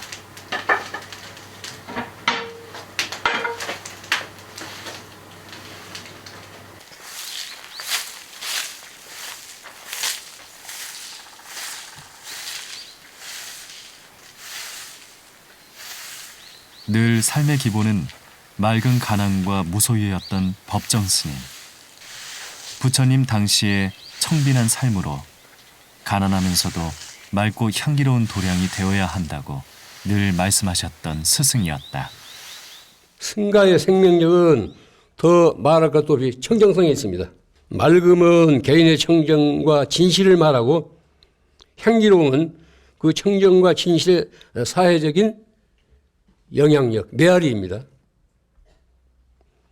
이 도량에서 익히고 닦은 기도와 정진의 힘으로 자기 자신은 물론 가정이나 이웃에게 어떤 기여를 하고 있는지 시시로 점검해야 됩니다. 법정 스님의 책사랑은 매우 각별하다. 책을 열심히 읽다 보면 나를 볼 수 있고 인생을 볼 수 있고 세상도 볼 수 있다고 했다. 그리고 그 지혜와 마음을 나누어 주기 위해 그 역시 글을 썼다. 흰 종이 위에 늘 무소유의 삶을 이야기하셨던 스님.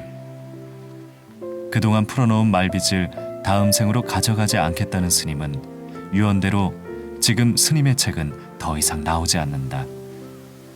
말과 글, 행동의 일체를 강조하셨던 스승의 가르침을 본받아 덕조 스님은 지금 깨달음의 글을 쓰고 있다. 한자 한자 적어내려간 수행의 글이 마음의 꽃을 줍다란 이름으로 출간을 기다리고 있다. 이 하얀 원고지 위에 덕조 스님, 그는 지금 스승에게 배웠고 스스로 깨닫고 터득해 나가는 무소유의 삶을 적어내려가고 있다. 우리가 가난하고 청빈이 있다면은 청빈이라는 것은 선택된 가난이거든요. 내가 스스로 그 가난을 선택했기 때문에 그것은 가난이 아니라 그 청빈이라고 얘기합니다. 무소유의 개념을 스님이 이렇게 정리하셨거든요. 아무것도 갖지 않는 게 아니라 불필요한 것을 갖지 않는다, 이렇게 말씀하셨거든요. 그 의미라는 것은 많이 갖지 않는 거, 하나만 가질 때 둘을 갖지 않는 거. 우리 욕심이라는 것은 가지고 또 가지고 하는 것이 욕심이지 않습니까? 무소유라는 것은 아예 소유하지 않는 게 아니라 불필요한 것부터 벗어나는 거. 그것이 어떤 스님의 정신이고 삶이라고 저는 생각합니다.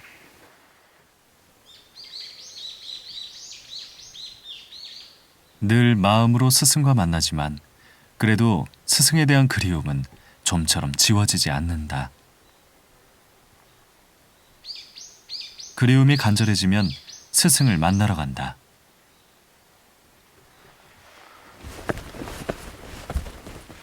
법정 스님이 평소 아끼셨던 후박나무 아래 스승을 모셨다. 이곳에서 스님의 온기, 스님의 마음을 느낀다. 스님께서 오시면은 항상 먼저 이 호박나무를 껴안고 잘했느냐 우리가 안부를 묻습니다. 우리 스님께서 가장 아끼고 사랑하는 호박나무입니다. 이 나무가 주는 메시지가 굉장히 많습니다. 봄이면 봄대로, 여름이면 여름대로, 가을이면 가을대로 스님께서 이 호박나무를 통해서 영감을 참 많이 얻으셨던 것 같아요. 그래서 스님 열반하시고 위에를 가장 사랑하시는 호박나무 밑에 이렇게 모셨습니다. 이렇게 나무를 안으면 꼭 스님을 안는 것 같아요.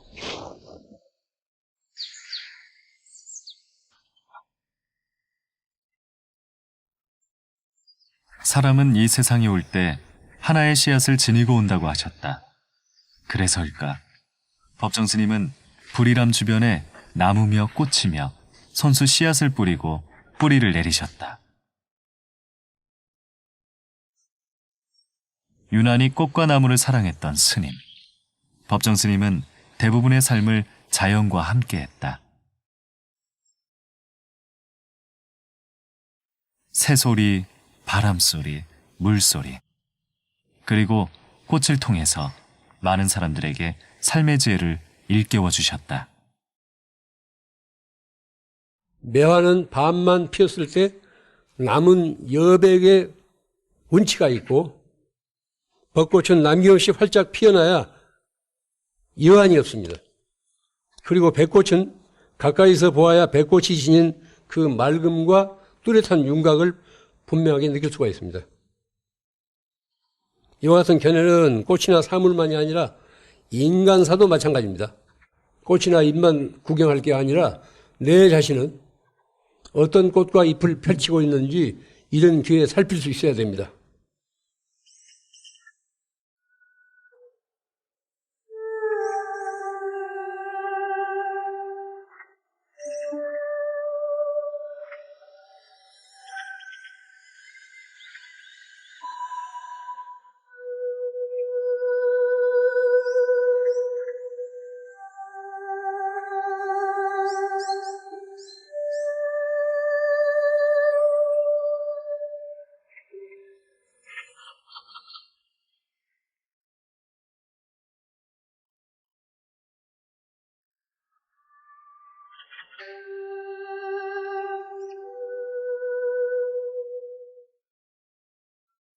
저마다 본래 모습 그대로의 꽃을 피우는 모습에서 인간사를 이야기하셨던 스님. 자신만의 꽃을 피울 때 비로소 참된 행복을 느낄 수 있다고 하신다.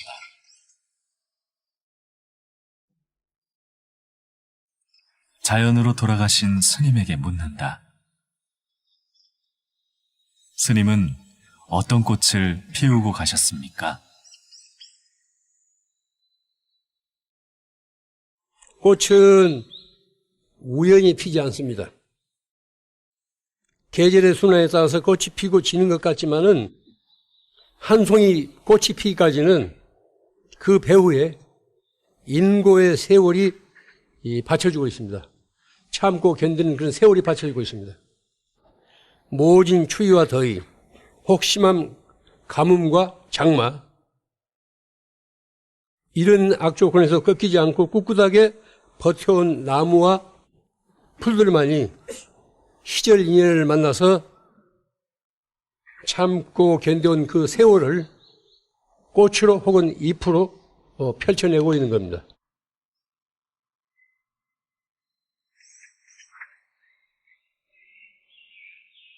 그리고 스승의 가르침을 실천하고 있는 제자는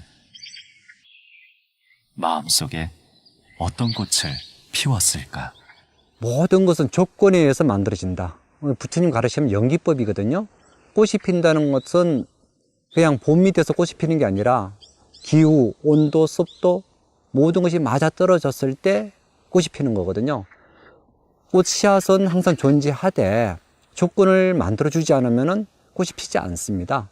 그렇기 때문에 우리가 삶이란 것은 내가 잘나서 잘 되는 게 아니라 어떤 옆에 사람들이 다 도와줘야지만 내가 잘 되는 거거든요. 내 잘나서 되는 것은 하나도 없습니다. 다 이웃 덕분이죠. 덕분이라는 것은 말미암아 내가 잘 되는 것이거든요. 그래서 우리가 항상 그래서 겸손해야 됩니다.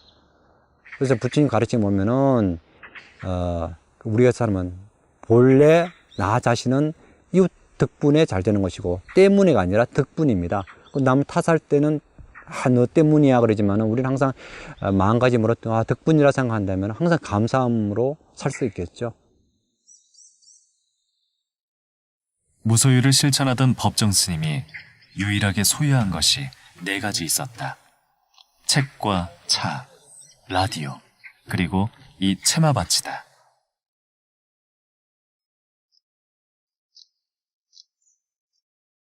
농사는 흙이 지는 덕과 질서를 알게 하고 흙을 가까이 하며 생명이 움트고 자라는 자연의 질서와 이웃과 서로 돕는 상생의 의미를 배운다. 이 흙과 걸음에서도 법정 스님은 삶의 내면을 들여다보셨고 농사를 직접 짓는 것 또한 참 수행자의 본분이라고 하셨다. 옛날에 순농일치라는 얘기를 했거든요. 순이나 농사, 어떻게 보면 백장청기에 보면 일일부작이면 일일불식이라 그런 얘기인데 어떻게 보면 노력하지 않으면 먹지 말라는 얘기거든요. 뭐 원사 스님께서도 이 텃밭을, 이 채마밭을 놀리지 말라 그러거든. 채마밭이 잡초가 있다면 결혼 수행자가 사는 곳이고 채밭이 잘 가꾸어져 있다면 거기서는 부지런한 수행자가 살고 있기 때문에 그 농사를 보면은 그 사람이 얼마나 수행 잘하고 있는지 알 수 있다 이렇게 말씀하셨어요.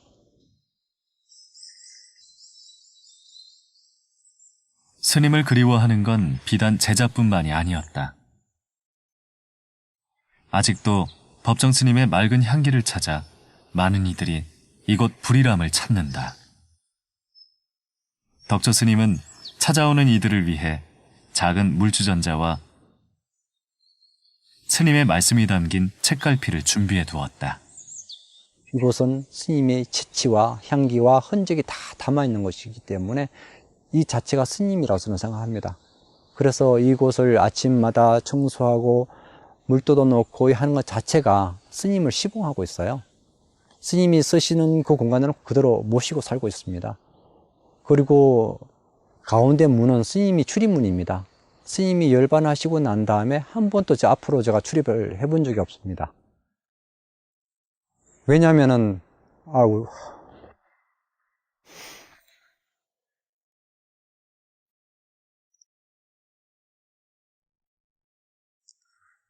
그래서 스님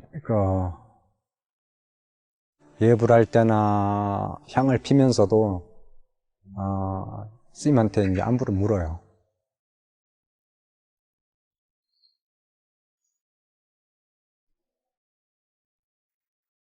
고단한 삶에 담비아도 같은 지혜가 필요한 이들은 이곳 불이람에서 스님의 마음을 들여다본다.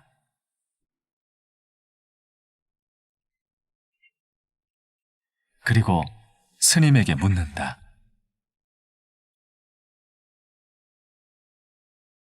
이제 스님 여기 계실 때 보면은 가끔 독자들이 찾아와서 책을 스님 책에다가 이제 좋은 말씀 이렇게 적어달라고 사인해달라고 하면은 한글로 좋은 말씀 이렇게 적어주시거든요.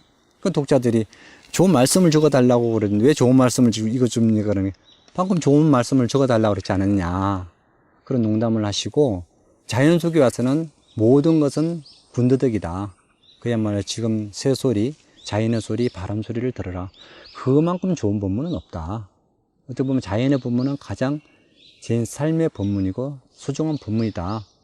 인간의 말씀은 군더더기다. 이런 말씀을 하셨죠.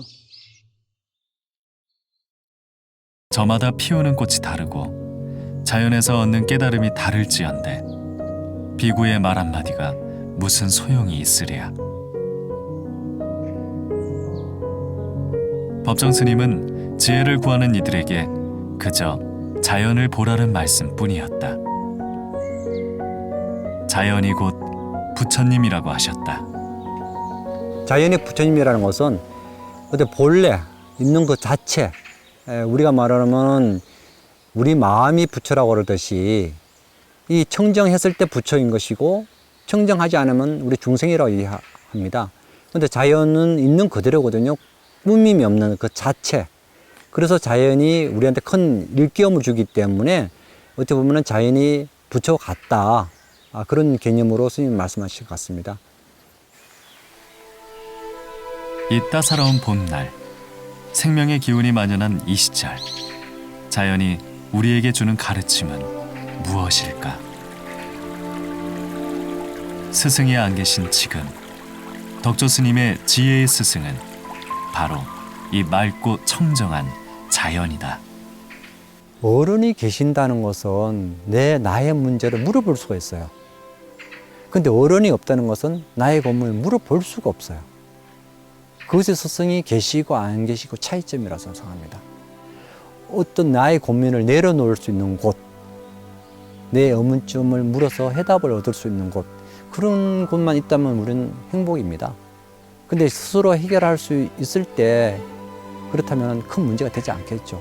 우리들은 완벽한 존재가 아니기 때문에 끊임없이 스승을 찾아야 되고 그 무릎을 정확한 내 지혜의 길을 안내해 줄 수 있는 스승이 필요합니다.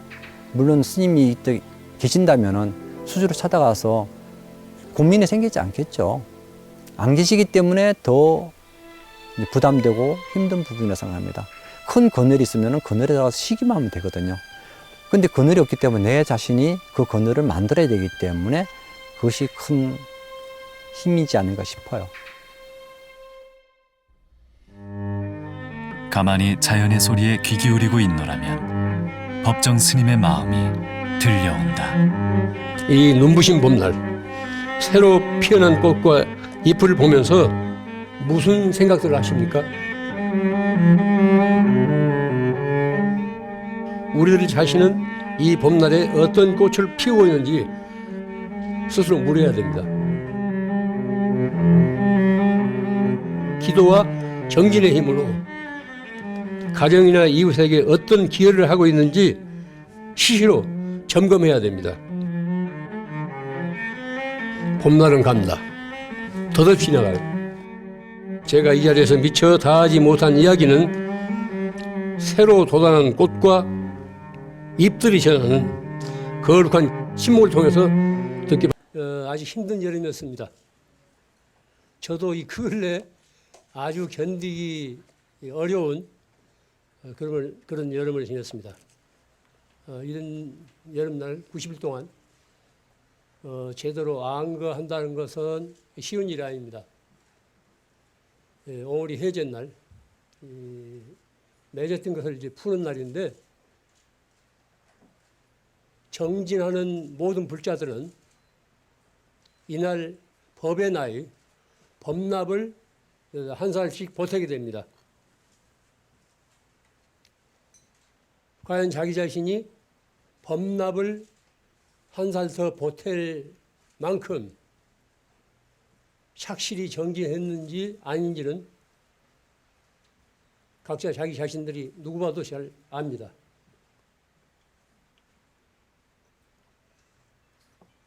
옛날 절에서는 해전날 이 계를 설해서 그날 모두 스님이 되는 경우가 많습니다. 저도 해전날 통영 미대사라는 조그만 절에서 계를 받고 부처님 출가 제자가 됐습니다. 이날이 닥치면은 제가 그동안 중노릇을 제대로 했는지 아닌지 스스로 묻게 돼요. 겉만 번지를 할 게 아니라 과연 내가 속으로, 안팎으로 중노릇을 제대로 했는지 아닌지, 출가 수행자로서 제 구실을 했는지 아닌지 스스로 되돌아보게 됩니다.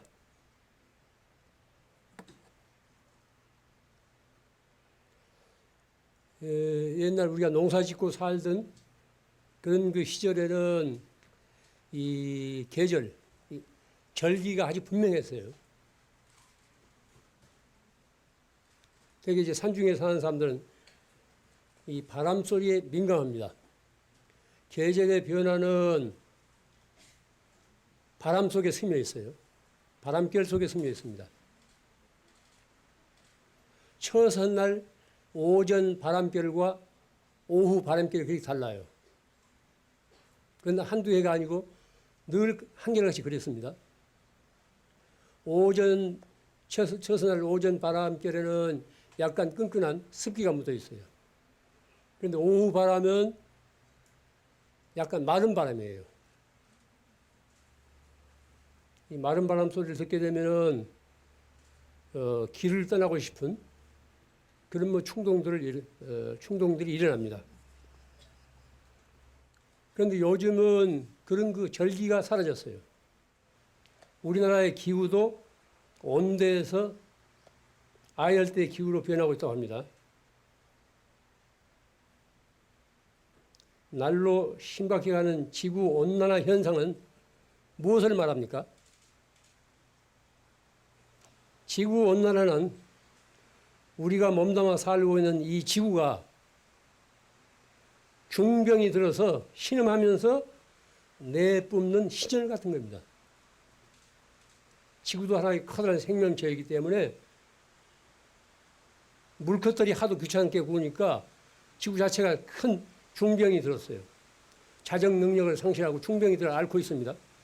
신음하면서 내뿜는 그 신열, 몸의 열기 같은 것이 바로 이제 지구온난화입니다.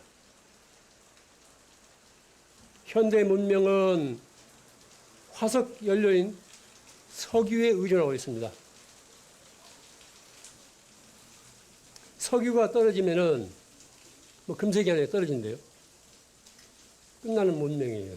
그렇게 허약한 취약점을 가지고 있습니다.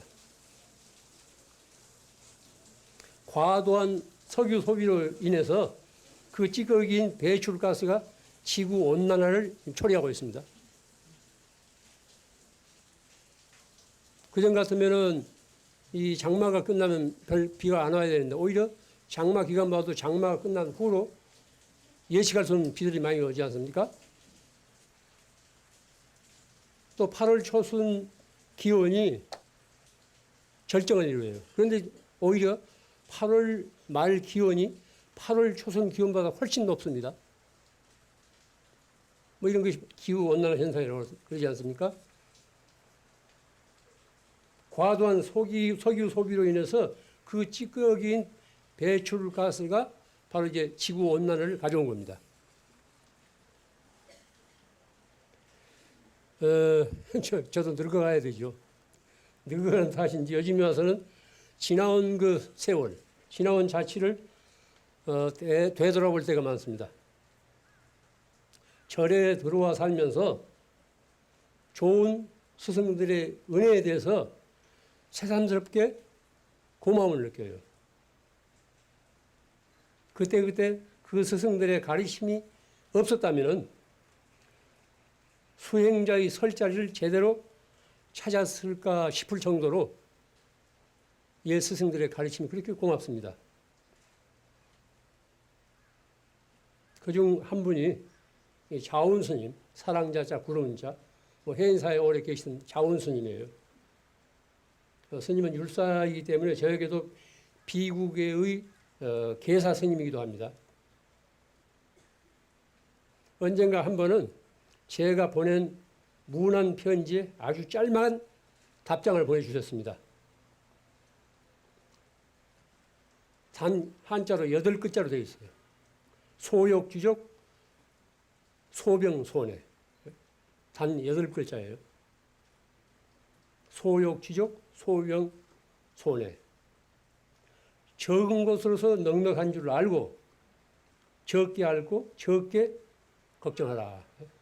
적은 것으로서 넉넉한 줄 알고 적게 앓고 적게 걱정하라.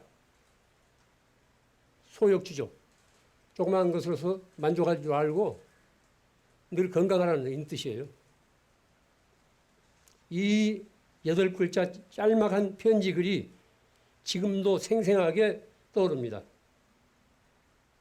두꺼운 만년필로 또박또박 박아서서 보내준 그 편지 사연이에요. 진정한 가르침에는 많은 말이 필요치 않습니다. 이때의 짤막한 편지가 수시로 저 자신을 깨우쳐 줍니다. 요즘 편지를 쓰는 일들이 귀하죠. 모두 전화로 즉석에서 해결하니까. 그렇기 때문에 그리움이 고이지 않는다고. 친구가 됐건 스승이 됐건 혹은 연인이 됐건 그리움이 고일 때 편지를 쓰게 되지 않아요. 지금 그런 겨를이 없이 생각나면 즉각 전화 걸어서 만나고 헤어지고 그러잖아요. 이렇게 우리가 이제 아주 얄팍한 길들일 줄 모르고 뜸들일 줄 모르고 그립고 아쉬움을 모르는 아주 황량한 세태 속에서 우리가 살아갑니다. 미래는 현재의 연속입니다. 내일은 오늘의 연장이에요. 지금 우리가 어떤 식으로 사느냐에 따라서 우리 미래는 결정됩니다. 우리들 삶의 태도에 의해서 지금보다 더욱 나빠질 수도 있고 좋아질 수도 있습니다. 이런 때일수록 우리는 생태 윤리가 절실히 요구됩니다. 우리들 한 사람 한 사람이 이 어머니인 지구의 건강을 위해서 자식된 도리를 깨닫고 실천하는 일입니다. 윤리는 말보다 실천에 그 의미가 있습니다. 순간순간의 사소한 결정에 달려 있습니다. 저는 올 여름에 물보살을 많이 제가 이제 들먹었습니다. 더우니까 이제 땀이 나지 않습니까? 무슨 또 흉세인지 저는 잘 때도 그렇고 낮에도 그렇고 조금만 움직이면 땀이 많이 나요. 이 등에서. 그럴 때마다 물로 이제 끼얹고 때로는 물수건에 젖어서 적셔가지고 이제 땀을 닦아내는데 물이 아니면 그 지천으로 흐르는 개울물, 흐르는 물, 물이 아니면 어떻게 우리가 씻어냅니까? 그럴 때마다 물의 은혜를 생각하지 않을 수 없어요. 그게 물보살을 감사합니다 하고 제가 늘 그렇게 염원해요. 물뿐이 아닙니다. 흙이나 공기나 바람이나 햇볕, 우리가 무심코 지나가서 그러지 다 고마운 존재예요. 이런 자연 현상들이 하나라도 없으면 우리는 제대로 살 수가 없습니다. 지수화풍, 뭐 근원적인 요소죠. 그런데 우리가 너무 흥청망청 살다 보니까 우리를 받쳐주고 있는 물과 바람과 흙과 햇볕이 다 오염된 거예요. 제깅을 못하는 겁니다.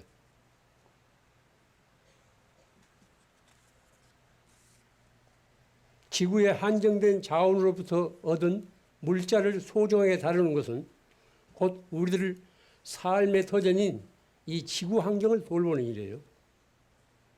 이건 무한정한 자원이 아닙니다. 한정된 자원이에요.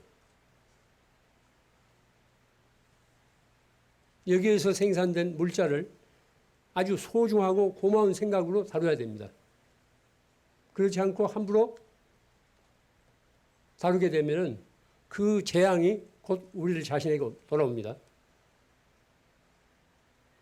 이 시점에서 우리가 가난의 의미를 맑은 가난, 청빈의 의미를 되새길 필요가 있습니다. 소욕지족, 적은 것으로서 넉넉할 줄 아는 지혜를 터득해야 됩니다. 맑은 가난이란 많이 갖고자 하는 욕망을 스스로 억제하는 일이에요. 자주적으로 억제합니다. 지금 가지고 있는 것만으로도 만족할 수 있어야 됩니다. 더 바랄 것이 없어야 돼요. 맑은 가난은 남이 가진 것을 부러워하거나 시세우지 않고 자신에게 주어진 현실에 만족할 줄 아는 일입니다. 맑은 가난은 불필요한 것을 갖지 않는 겁니다. 불필요한 것으로부터 자유로워진 거예요. 갖고자 하는 욕망을 스스로 억제하기 때문에 더 필요할 것이 없습니다.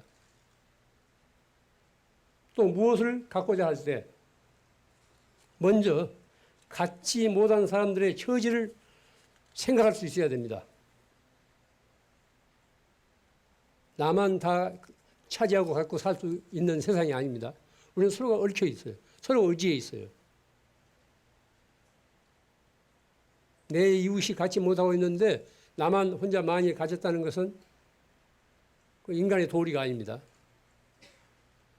아무리 자기 것이라 하더라도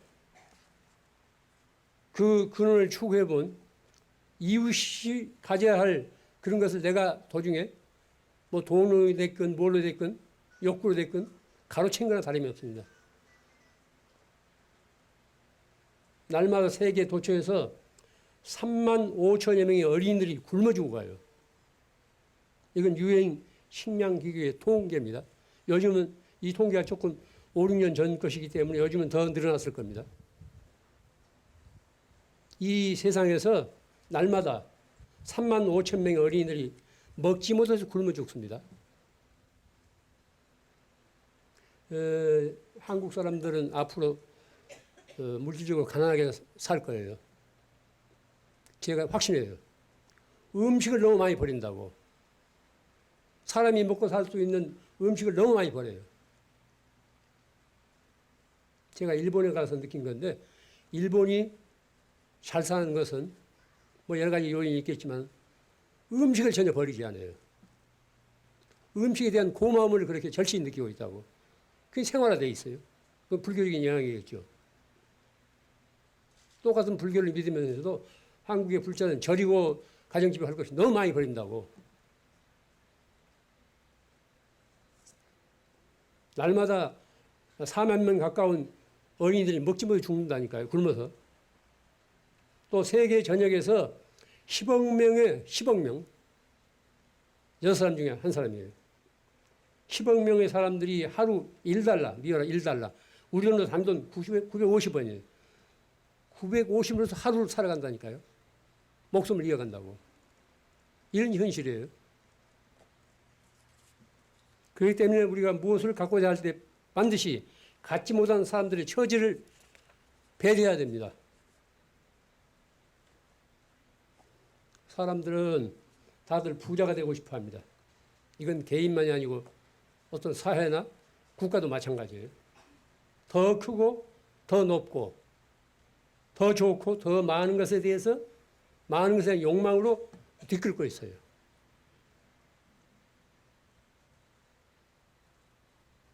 그럼 더 크고 더 높고 더 좋고 더 많은 것을 가질수록 우리는 행복한가? 스스로 물어봐야 됩니다. 가치척도에는 행복하냐 행복하지 않느냐에 달려 있어요. 그 많은 것을 옛날보다도 지금 훨씬 많은 것을 가지고 있으면서도 옛날보다도 훨씬 행복하지 못합니다. 그건 가치의식의 문제예요. 가치의식의 문제입니다. 넘치는 것은 모자란만 못하다는 교훈을 명심해야 됩니다. 넘치는 것은 모자란만 못해요. 넘치게 되면 고마움을 모른다고. 넘치게 되면 이웃의 사정을 전혀 돌보지 않아요. 모자란 것만 못한 겁니다. 이것은 소극적인 생활 태도가 아니라 지혜로운 삶의 선택이에요. 이런 생활 태도를 갖지 않는 한, 이런 생태 윤리를 지니지 않는 한 세상은 더욱 나빠집니다. 살기가 더욱 어려워요. 아쉬움과 궁핍을 모르면 불행합니다. 아쉬움과 궁핍을 모르면 고마운 줄을 모르기 때문에 불행해져요. 돈이나 재물이 인간의 할 일을 대신하게 되면 그곳에 인간은 존재할 수 없습니다. 아쉬움과 궁핍을 통해서 귀하고 고마운 줄을 알게 됩니다. 한정된 지구 자원으로 경제 성장을 위해서 질주하는 것은 결과적으로 지구의 종말을 재촉하는 겁니다. 지구온난화의 원인을 누구나 다 알고 있습니다. 전문가가 아니어도 지구온난화의 이런 원인을 다 알고 있다고. 그러면서도 개선하려는 노력은 기울이지 않아요. 개인도 그렇고 국가도 그렇습니다. 경제가 발전될수록 지구 환경은 더욱 악화됩니다. 이걸 알아야 돼요. 왜냐하면 한정된 자원이기 때문에. 기상학자들의 말을 들으면 금세기 안에 지구 기온이 지금보다 섭씨 5도에서 8도까지 올라갈 거래요. 지금보다도 지구 기온이 5도에서 5도니 8도까지 올라갈 거라네요. 히말라야를 비롯한 빙하들이 앞으로 40년 안에 지금 우리가 이런 상태로 산다면 40년 안에 모두 사라진대요. 그렇게 되면 사람이 살기가 아주 힘들어집니다. 빙하가 녹으면 녹은 물이 어디로 갑니까? 해수면이 높아져요. 해수면이 높아지면 태풍이라든가 또 무슨 홍수라든가 그 밖에 낮은 데에 사는 사람들은 다 매몰됩니다. 모든 건 그렇게 서로 상관관계가 있어요. 서로 이어져 있습니다. 어떤 현상이 그걸로서 끝나지 않습니다. 늘 얽혀 있단 말이에요. 이 지구상에서 우리가 살아남으려면 우리 후손들까지도 살아 있으려면 현재의 생활 태도를 바꿔야 돼요. 누구나 한 소리입니다.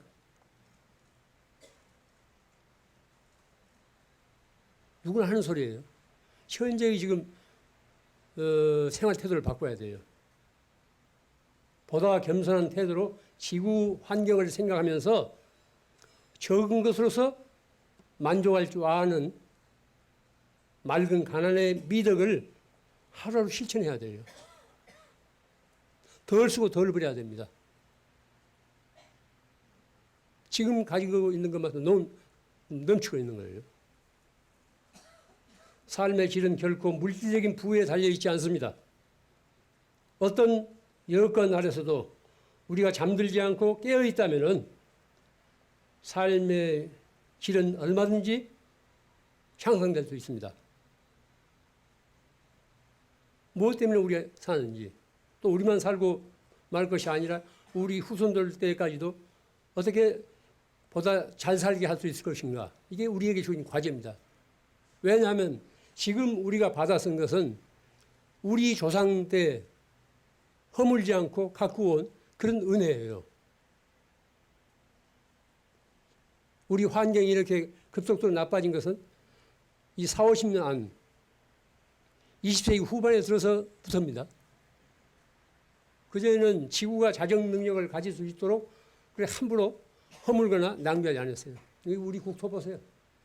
빤한 구석이 없어. 삶의 질은 결코 물질적인 부에 달려있지 않습니다.